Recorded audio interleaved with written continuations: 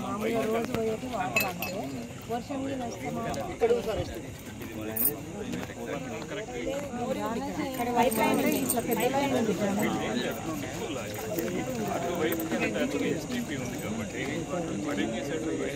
బార్డర్లో red line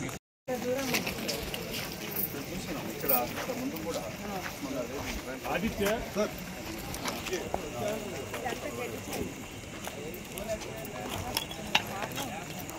అన్న ఒక్క నిమిషం అన్న కొంచెం చాలా ఎత్తు పోయినా ఇక్కడ నీళ్ళు రావచ్చు పైకి వచ్చి చుట్టూ కూడా ఎక్కడ ఇంతవరకే కానీ ఇక్కడ పైకి రావు.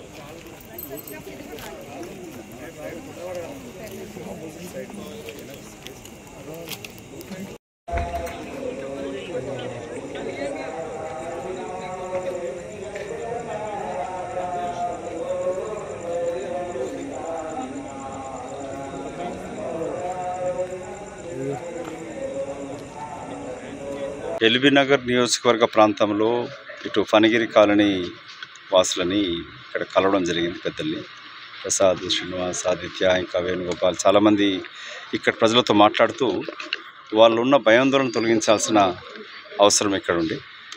మొన్న 5వ తారీఖున ముఖ్యమంత్రి గారు ఏదైతే ఈ గత కొన్ని వారాలుగా మూసీ ప్రక్షాళన ప్రాజెక్టు పైన కానీ హైడ్రా ప్రాజెక్టు పైన ప్రజలలో కొన్ని భయాందోళనలు ఉండే వారు రవీంద్ర భారతి వేదికగా కీర్తిశేషులు వెంకటస్వామి గారి యొక్క జయంతి ఉత్సవాల సందర్భంలో ప్రకటించడం జరిగింది. ప్రభుత్వ ప్రకటన స్పష్టంగా చెప్తూ ఏ ఒక్క నిరుపేద ప్రజలని నిర్వాసితులను కానీ అక్రమంగా తొలగించడం జరగదు. ప్లేస్ ఇవ్వడం కానీ కట్టించడం కానీ లేక ఇల్లు చేయడం కానీ అవన్నీ కాకుండా అన్నిటికన్నా ముఖ్య ప్రకటన ప్రతిపక్ష పార్టీ నాయకులని పిలిచి వాళ్ళతో సంప్రదింపు జరపమని చెప్పి ఉప ముఖ్యమంత్రిని అటు ఇన్ఛార్జ్ మంత్రి పొన్నం ప్రభాకర్ని ఆదేశించడం జరిగింది.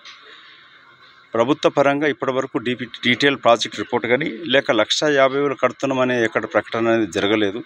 అలాంటి ప్రతిపదికలు లేవు. ప్రజలలో ఒక పేదవాడి యొక్క కష్టం తెలుసు అని చెప్పి కూడా వాళ్ళు మాట్లాడడం జరిగింది.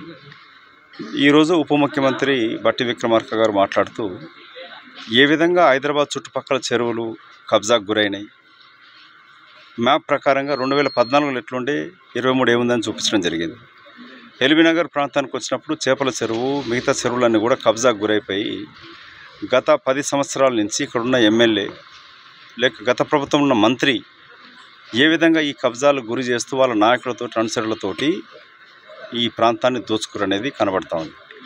ఇక్కడ 2 విషయాల ముందు ప్రజల దగ్గరికి నేను రావడం, ఈ ప్రాంత ప్రతినిధిగా నా యొక్క బాధ్యత నెరవేరుస్తూ వాళ్ళలో ఉన్న భయాందోళన తొలగిస్తూ వాళ్ళ కుటుంబ సభ్యులతోటి శాంతంగా ఈ పండుగలు జరుపుకోవాలి, సుఖసంతం ఉండాలని కోరుకుంటూ ప్రభుత్వం స్పష్టమైన ప్రకటన చేసినది. ఉప ముఖ్యమంత్రి కూడా చెప్పడం జరిగింది. రివర్ బెడ్లో ఉన్నదానికి ఒక పాలసీ ఉంటుంది, ఎఫ్టీఎల్ ఒకటి, బఫర్ జోన్ దానికి టచ్ కూడా చేయట్లేదు. సో ముందు అవన్నీ కాకుండా ప్రజలను మమేకం చేస్తాం. దీంట్లో ప్రతిపక్ష నాయకులను పిలుస్తాం. డీటెయిల్ ప్రాజెక్ట్ రిపోర్ట్ ఇంకా తయారవుతుంది. దీంట్లో ఎక్కడ కూడా ప్రభుత్వం తరఫున 1,50,000 కోట్లు అనేది పచ్చి అబద్ధం. ఈ ప్రాజెక్టు గురించి అసత్య ప్రచారం చేస్తూ ఉన్నారు. మూసీ ప్రక్షాళన జరగాల్సిందే, మురికిని తొలగించాల్సిన అవసరం ఉన్నది. ఇటు రైతులను కాపాడుకుంటూనే మూసీ రివర్ని మంచినీటితోటి నింపాల్సిన ఆవశ్యకతను గుర్తిస్తూనే ప్రపంచ దేశాలలో ఎక్కడ నగరంలో నది ప్రవహిస్తున్నప్పుడు దాని చుట్టుపక్కల డెవలప్మెంట్ తోటి ఆ నగర అభివృద్ధి కూడా చెందుతుంది. కాబట్టి తన యొక్క ప్రభుత్వం యొక్క ముఖ్య ఉద్దేశాన్ని కూడా చెప్పడం జరిగింది. సో ఇక్కడ మీ ద్వారా ప్రజలకు నా విజ్ఞప్తి ఏంటంటే, మీడియా మిత్రులకు తెలుపుకుంటూ ముందుగా మీరు ఈ మార్కింగ్ తోటి భయాందోళనకు గురి కాకండి. ఏ ఒక్క ఇంటిపైన అక్రమంగా సాటర్డే సండే వచ్చి గడ్డపరాలు రావు. ప్రభుత్వం ఆహ్వానిస్తుంది ప్రజలని, ప్రతిపక్ష నాయకులను ఇంక్లూడింగ్ ఈటల రాజేంద్ర గారిని, హరీష్ రావు గారిని, కేటీ రామారావు గారిని, ఇంకెవరైనా సరే రమ్మని కూడా ఆహ్వానించడం జరిగింది. సో మీరు ఈ రాజకీయాలు చేసేవాళ్ళు నిజంగా ప్రతిపక్ష నాయకులు అంటే బాధ్యతగా వాళ్ళు వ్యక్తి అవుతే ముందుగా మనం వచ్చి మన ప్రాంతంలో నివసిస్తున్న అక్కజల అన్నదమ్ముల యొక్క భయాందోళన తొలగించాలి. ఈ ప్రాంతానికి వచ్చినప్పుడు రీడిజైనింగ్ కూడా మీరు గతంలో ఓఆర్ఆర్ ఏమైనా తీసుకుంటే కూడా గతంలో కొందరు నాయకులు వాళ్ళ అక్రమ ఆస్తులను కాపాడడానికి కొరకు రీడిజైనింగ్ అంటూ మార్చడం జరిగింది. అక్కడిక్కడ కొలతలు మారుస్తూ ఉంటారు. సో వంకలు మారుస్తూ ఉంటారు. సో ఇక్కడ అట్లాంటి పరిస్థితి లేదు. ఇటు ఎస్పెషల్లీ చైతన్యపురి కొత్తపేట ప్రాంతానికి వచ్చినప్పుడు చూసుకుంటే మీరు నది ఇక్కడ చూడండి, చాలా విస్తీర్ణంగా ఉంది. 500 గజాల కన్నా ఎక్కువ విస్తీర్ణంగా ఉంది. ఇక్కడ ఇల్లు పోకుండా కూడా కాపాడుచట్టు కూడా ఇక్కడ ఉంది. కాబట్టి ప్రభుత్వంతో నేను వీళ్ళ తరఫున వాళ్ళని తీసుకెళ్ళి ప్రజలను మమేకం చేస్తూ ఎక్కడెక్కడైతే ఇప్పుడు చాదరగట్టుకు వచ్చారు లేక నయాపూల్ పురాణపూల్కి వచ్చినప్పుడు అక్కడ నారోగా ఉంటుంది నది. సో ఇక్కడ ఎనఫ్ స్పేస్ ఉంది. చాలా చోట్ల ఇల్లు కూలగొట్టకుండా ప్రభుత్వం అనుకుంటున్న విధంగా దాన్ని డెవలప్మెంట్ చేసే అవకాశాలు కూడా కొన్ని చోట్ల ఉన్నాయి. ఎస్పెషల్లీ ఎల్బీనగర్కి వచ్చినప్పుడు నా బాధ్యతగా దాన్ని రిలీజ్ చేసే ప్రయత్నం చేస్తాం. సో మీడియా మిత్రుల విజ్ఞప్తి ఏంటంటే మీరు ఎస్పెషల్లీ ముఖ్యమంత్రి ఉప ముఖ్యమంత్రి ఒక డీటెయిల్డ్ ప్రకటన ఇవ్వడం జరిగింది. ఏ ఒక్క నిరుపేదనికి అన్యాయం చేయము, సామాన్య ఇల్లు కూలగొట్టము, భూసేకరణ చట్టాలు ఉన్నాయి. ఒకవేళ ప్రైవేట్ వ్యక్తుల యొక్క ఆస్తి తీసుకోవాలనుకున్నప్పుడు చట్టం క్లియర్గా చెప్తా ఉంది, ఇల్లు పోయిన దగ్గర ఇల్లు కట్టించాలి, జాగా ఉంటే జాగా ఇవ్వాల్సి వస్తుంది. ఇవన్నీ ఉన్నప్పుడు అక్రమంగా కూల్చే ప్రసక్తే ఉండదు. ఎన్ని వేల కోట్లైనా కూడా పేద ప్రజలను రక్షించుకుంటామని చెప్పి హామీ ఇవ్వడం కూడా జరిగింది. కాబట్టి ప్రభుత్వం యొక్క హామీ ఉంది, మీ పక్షాన మేమున్నాం, మీ కుటుంబ సభ్యుడిగా మిమ్మల్ని రక్షించుకునే బాధ్యత మాది. ప్రభుత్వం దగ్గర తీసుకెళ్ళి ఈ డిజైనింగ్లో కూడా మిమ్మల్ని మమేకం చేస్తాం.